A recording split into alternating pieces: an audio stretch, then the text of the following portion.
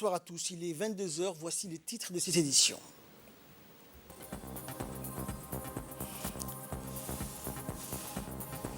Le renforcement du secteur privé était à l'ordre du jour lors d'une réunion présidée par le ministre du Commerce à la Chambre de commerce de Djibouti. Et dans l'actualité internationale, l'OMS donne son feu vert au premier vaccin anti-paludisme pour les enfants. Bonsoir à tous. Le président de l'Assemblée nationale, Mohamed Ali Ahmed, a reçu aujourd'hui en audience une délégation composée d'un sénateur britannique et de deux hommes d'affaires. Le président de l'Assemblée nationale s'est dit honoré de la visite historique de ces hôtes britanniques, qui est une première pour le Parlement djiboutien. Prenant la parole, le chef de la délégation britannique a tenu à expliquer les raisons de leur séjour en République de Djibouti. En effet, la délégation britannique a affirmé s'être déplacée à Djibouti pour une visite de courtoisie, et ce dans le cadre du raffermissement des liens de coopération et d'amitié entre les deux institutions et surtout entre les deux pays. Par ailleurs, lors de leurs échanges, les deux parties ont évoqué divers sujets d'intérêt commun. Le ministre de la Défense chargé des relations avec le Parlement, Hassan Omar Mohamed Burhan, a présidé donc ce matin la 29e réunion ordinaire du Conseil des ministres de la Défense et de la Sécurité de la région EASF, qui s'est déroulée virtuellement en raison des contraintes imposées par la pandémie de la Covid-19. Cette 29e session des organes politiques de la force en attente de l'Afrique orientale a débuté le 4 octobre dernier par les travaux d'experts qui se sont achevés le jour suivant, le 5 octobre. La réunion d'experts a précédé la rencontre de chefs d'état-major des armées des pays de l'EASF qui s'est déroulée le 6 octobre dernier. Et le ministre de la Défense a, dans son discours d'ouverture, remercié donc les ministres de la Défense et de la Sécurité des pays membres et les chefs d'état-major des pays membres et les experts qui ont participé donc à cette réunion virtuelle. On l'écoute. Du Covid-19 a apporté avec elle de multiples responsabilités qui exigent l'adoption des approches extraordinaires et innovantes pour la poursuite des activités. De même, je souhaite remercier le secrétariat de l'ESF pour la bonne coordination avec les États membres qui a permis aux réunions des organes décisionnels d'avoir lieu en dépit des obstacles posés par le Covid-19. Monsieur le ministre, un consensus émerge parmi les États membres. Notre région doit concentrer ses efforts sur le développement de ce qui la concerne et éviter de créer de nouveaux défis qui détournent son attention et son énergie. Notre région doit, en priorité, explorer de nouveaux moyens afin de renforcer ses capacités et planifier efficacement la résolution de ses propres problèmes avant de recourir à une aide extérieure. À cet égard, nous sommes tenus donc à nous attacher à l'amélioration de la capacité de déploiement de l'ESF, à renforcer les contrôles contre la prolifération du trafic des armes dans notre région, à lutter efficacement contre le terrorisme et les autres crimes transnationaux commis particulièrement par des acteurs non étatiques. La réunion du comité technique conjointe entre les ministères de l'Intérieur, de l'Arabie Saoudite et de Djibouti, qui avait débuté lundi dernier au Sheraton, s'est soldée aujourd'hui par une rencontre du ministre de l'Intérieur par intérim, Hassan Omar Mohamed, avec la délégation saoudienne, une délégation conduite par le colonel Moubarak Ben Moufleh Al-Qahtani, président du comité conjoint technique entre les deux pays, qui a été reçu donc aujourd'hui à la salle de réunion par le ministre de l'Intérieur par intérim. Au cours de cette rencontre, le colonel est revenu sur sa mission de 2 jours à Djibouti. Les discussions ont ensuite porté sur le cas de l'immigration illégale que connaît Djibouti. Rappelons également que la délégation s'est rendue dans les différents postes frontaliers, terrestres et maritimes, qui sont donc des points d'entrée et de sortie dans les pays de Golfe à destination du royaume d'Arabie Saoudite. Et durant sa mission, la délégation a visité également la frontière côté éthiopienne, Galilée, de la Somalie à Loyada, mais également les différents centres de regroupement à Nagal et au lac Assal. Toujours en nouvelle du pays, donc la ministre de la Femme et de la Famille, Mouna Ousmane Aden, a reçu aujourd'hui donc le représentant de l'USAID à Djibouti, Lloyd Jackson, dans son cabinet. Cette rencontre qui s'est déroulée donc en présence du conseiller de la ministre a essentiellement porté sur le programme de l'USAID à Djibouti. Et donc aussi, il a souhaité établir un partenariat privilégié avec le ministère de la Femme et de la Famille qui pourrait servir de coordination entre l'USAID et les autres départements.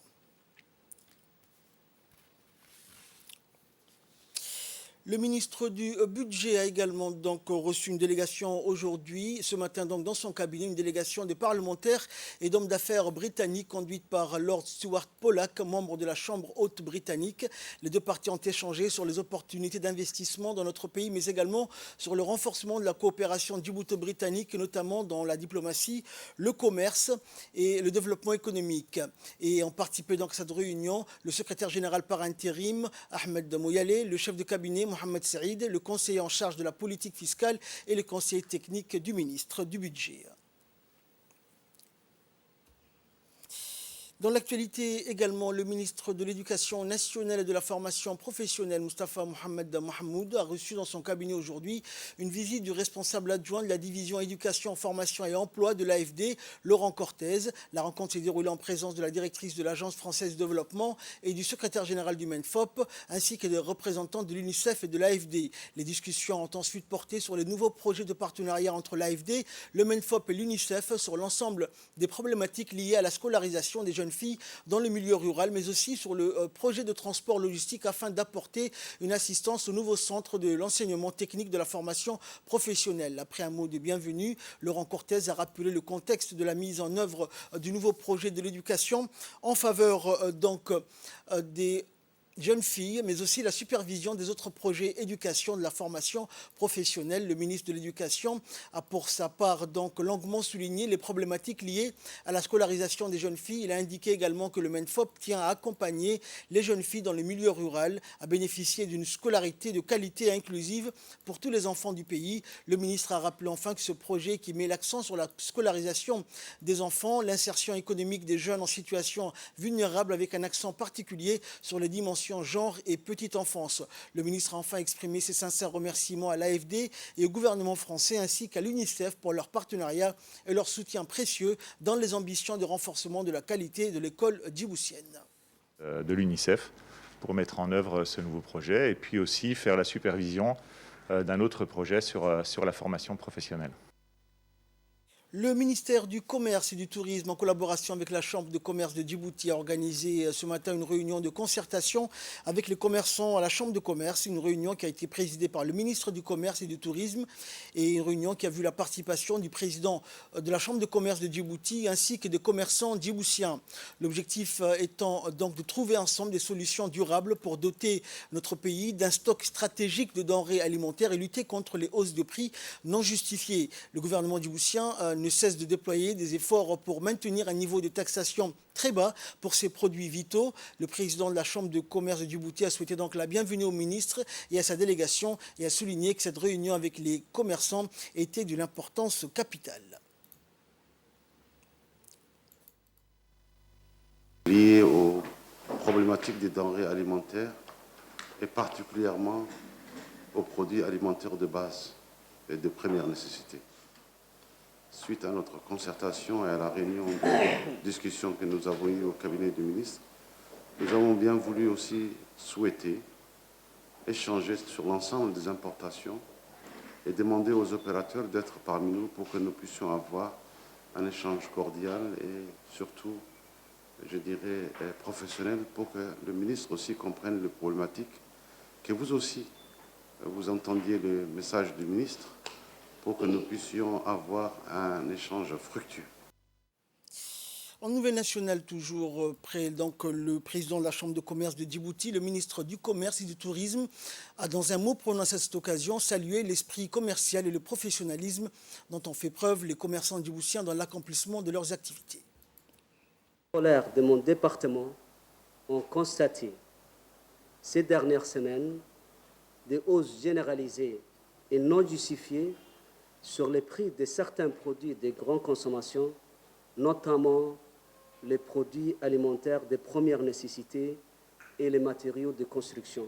Mon département est conscient que la crise économique déclenchée par le Covid-19 a bouleversé la vie quotidienne de tout le monde et le commerce international en a été impacté. Concernant le transport des marchandises par voie maritime, la situation reste tendue et nous sommes conscients du fait des restrictions sanitaires et du redémarrage de l'économie qui a fait bondir la demande des biens. À cet effet, on constate une augmentation multipliée par 4 les prix des conteneurs. Comme vous le savez auparavant, les prix des conteneurs de 40 pieds étaient aux alentours de 2200 $. À présent, ces prix dépassent 10 000 $. Cette conséquence a un impact direct sur les prix des produits de grande consommation.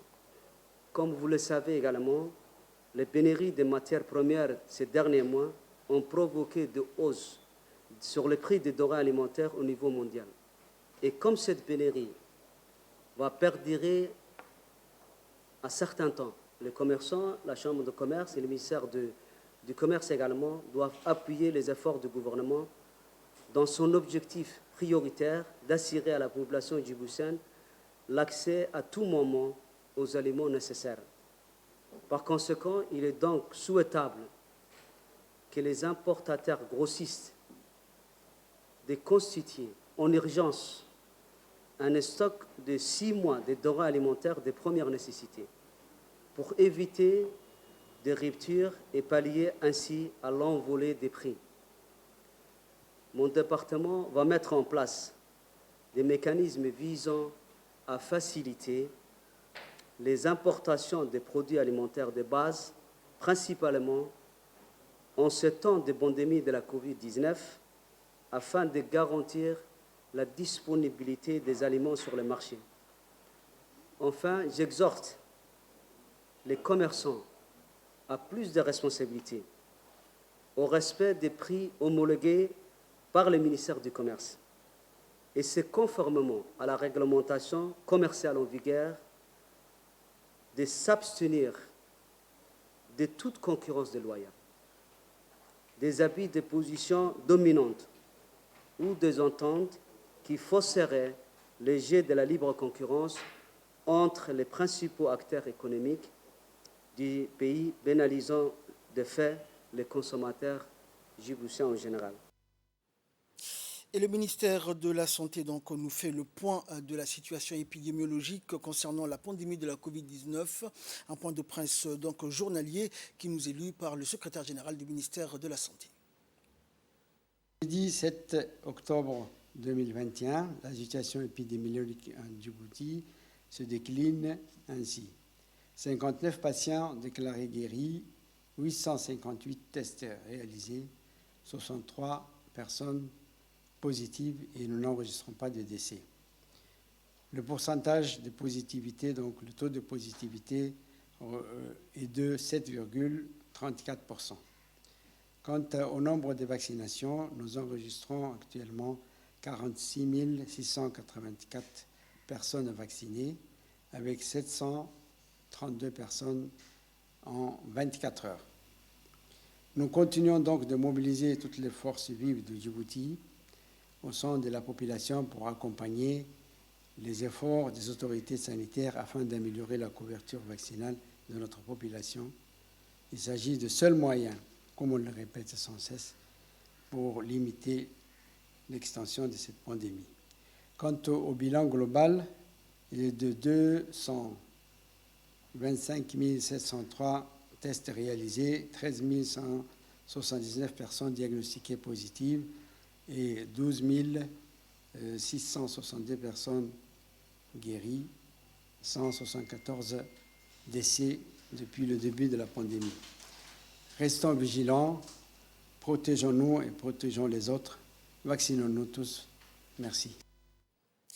Dans la continuité de l'inspection générale du chef d'état-major général des armées qui fait suite à la prise de commandement des nouveaux chefs de corps des régiments des régions de l'intérieur, la région d'Obok où est implanté le régiment interarmes d'Obok, le RIAO, constitue la dernière étape. L'honneur est revenu donc au commandant Ilyas Omar Youssouf, nouveau chef de corps du RIAO, d'accueillir aujourd'hui le général de corps d'armée Zakaria Cheikh Ibrahim.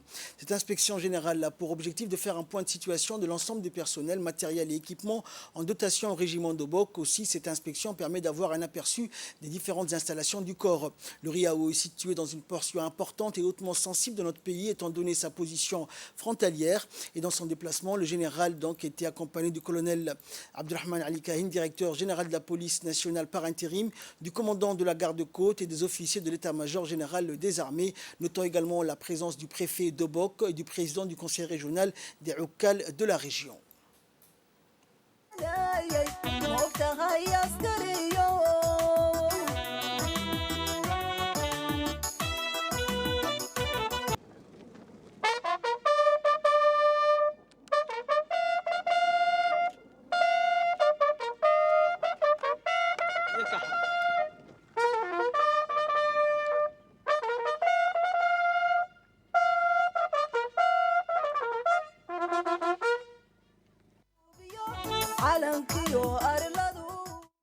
Et à son arrivée, le général Zakaria a été accueilli par le commandant Ilyas Omar Youssouf, chef de corps du RIAO, en présence du colonel-major Mohamed Kayat, sous-chef d'état-major de la défense.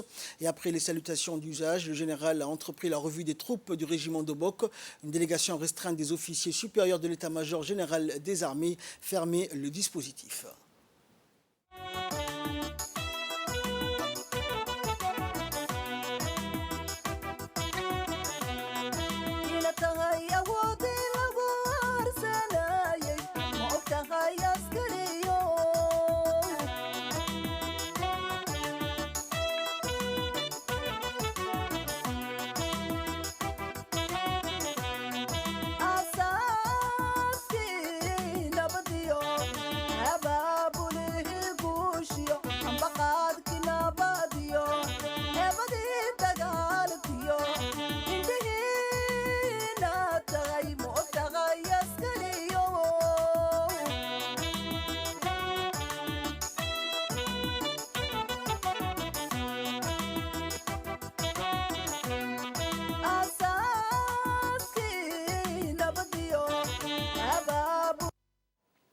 Et dans un discours prononcé à cette occasion, le général Zakaria donc a souligné que le régiment interarmes d'Obok est situé dans une portion importante et hautement sensible de notre pays étant donné sa position frontalière air-mer-terre. On écoute le général. Aujourd'hui, jeudi 7 octobre 2021, nous revenons encore à Obok pour une inspection générale des effectifs matériels équipement des régiments. Le régiment interarmes d'Obok est situé dans une portion importante et hautement sensible de notre pays, étant donné sa position frontalière air-mer-terre. Je m'adresse au commandant Ilyas Omar Youssouf, chef de corps de RIAO, ayant pris son commandement à compter du 23 septembre 2021. Mon commandant, vous avez la charge d'une grande responsabilité qui exige de votre part une disponibilité sans faille, mais surtout une vigilance accrue à tous les moments. Il vous appartient tout d'abord de veiller avec rigueur à la discipline et à la cohésion de vos hommes partout où ils soient, car la préservation des matériels, équipements, installations mis à votre disposition.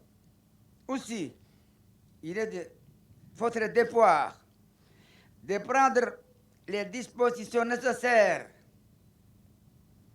avant de contrer toute menace, notamment le mouvement des malfaiteurs, le trafic humain et les phénomènes nuisible à l'économie de notre pays pour la réussite de votre mission. En tant que chef de corps et commandant des places d'armes du régiment de Bok, vous devez maintenir des excellentes relations avec l'ensemble de la population de la région et travailler toujours en étroite collaboration avec les préfets de Bok et les autres responsables civils et coutumiers de la région. Je profite de cette occasion pour remercier les préfets, le président du conseil régional de Dobok, les différents locaux de la région pour le soutien qu'ils accordent à nos militaires dans le cadre de l'accomplissement de leur mission. Alhamdulillah, notre pays reste à ce jour et restera, Inch'Allah, un modèle de stabilité dans ces régions tourmentées. Et c'est grâce à notre unité nationale et à la politique éclairée du président de la République, M. Ismaël Omar Guelleh, qui a ainsi donné à notre pays une place privilégiée parmi les nations. Puisse le Tout-Puissant l'assister et lui accorder succès dans ce nombre initiatives à la tête de notre pays. C'est pourquoi il est indispensable pour chaque Djiboutien et Djiboutien de préserver notre unité nationale et la valeur sacrée de notre cher pays. Et au terme de son intervention, le général a assisté à une brève présentation des moyens en dotation au régiment interarmes d'Obok. À l'instar du régiment d'Ikil, le régiment interarmes d'Obok est situé dans une portion importante et hautement sensible de notre pays. Le général a procédé à l'inspection des moyens de mobilité détenus par le régiment. En effet, le RIAO est un régiment opérationnel déployé depuis 10 mois sur le terrain pour effectuer des missions de ratissage et de nomadisation à la recherche des malfaiteurs ayant pour but de déstabiliser le pays par des actes malsains et afin de préserver la souveraineté du pays et la protection de nos concitoyens.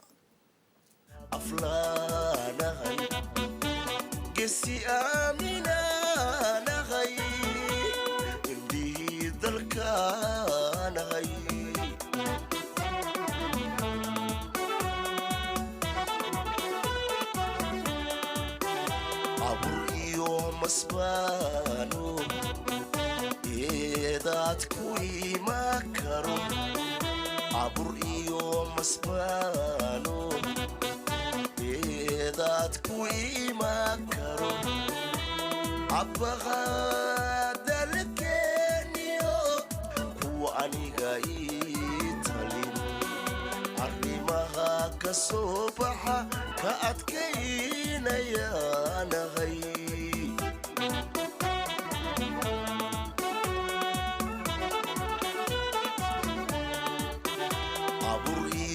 مسبانو إذا تكوي مكرو عبر يوم مسبانو إذا تكوي مكرو عبها دلكنيو وعني قايتني عرمها كصبحة كأتكين يا نغي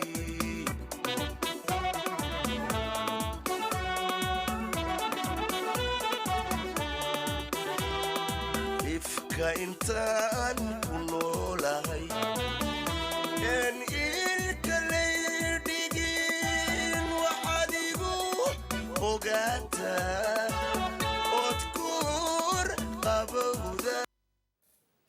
Dans le reste de l'actualité, l'autorité des ports et des zones franches de Djibouti a tenu une réunion hier au parc industriel de Damerdiog avec une délégation composée de parlementaires et d'hommes d'affaires britanniques.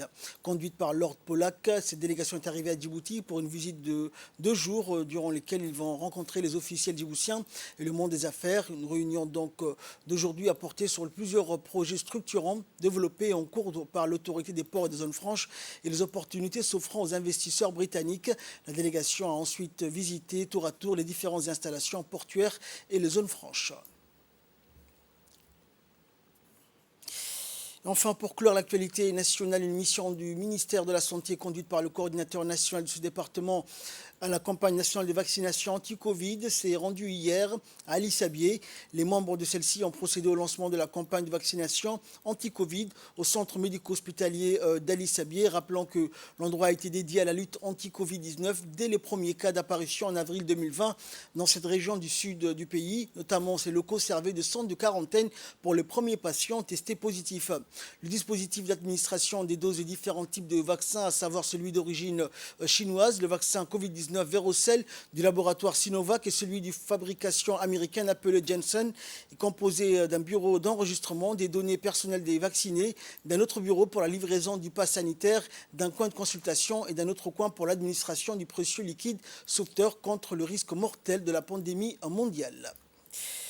Actualité internationale à présent, l'Organisation mondiale de la santé a recommandé aujourd'hui le déploiement massif du premier vaccin antipaludique chez les enfants vivant en Afrique subsaharienne et dans des zones à risque qui pourraient sauver des dizaines de milliers de vies.